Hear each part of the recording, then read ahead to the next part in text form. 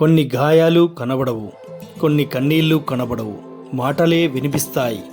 ఏ గుండె లోతుల్లో ఏ అగాధాలు ఉన్నాయో, ఎన్ని కన్నీటి జలపాతాలు ఉన్నాయో, ఎన్ని ఎడారిదారులు ఉన్నాయో ఎవరికి తెలుసు? అనుభవించేవాడికి తప్ప. కొంతమందికి శరీరమే కావాలి, మరికొంతమందికి హృదయం మాత్రమే కావాలి. ఆ హృదయానికి విలువ ఎక్కడుంది ఈ రోజుల్లో? అందుకే ప్రేమ, స్నేహం అన్నీ ఓడిపోతున్నాయి. డబ్బు ముందు అన్నీ అలసిపోతున్నాయి, అలిగి వెళ్ళిపోతున్నాయి. ఎవరో ఆ మహానుభావుడు అన్నట్లు, డబ్బుకు లోకం దాసోహం, పైసామే పరమాత్మ అని ఊరికే అనలేదు. మరి మనం ఏమీ చేయలేనప్పుడే డబ్బుతో అన్నీ వస్తాయా? కొన్ని డబ్బుతో రావని వృధా మాటలు గాలిలో చెబుతూ బ్రతికేస్తారు. కాబట్టి డబ్బును గౌరవించండి, పోతే మళ్ళీ సంపాదించడం చాలా కష్టం.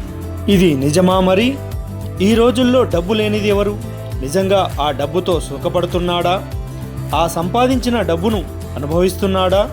మేలుకో మిత్రమా, డబ్బు అవసరమే, కానీ అవసరాన్ని బట్టి మాత్రమే డబ్బు విలువ. డబ్బుతో సౌకర్యాలను మాత్రమే తెచ్చుకోగలవు, ఆనందాన్ని కాదు.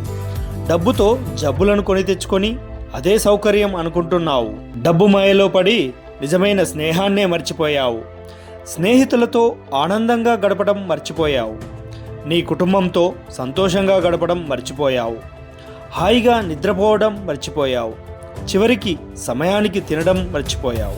ఇంకెందుకు ఆ జీవితం మిత్రమా? డబ్బు మాయలో పడి చివరికి నిన్ను నీవే కోల్పోయావు.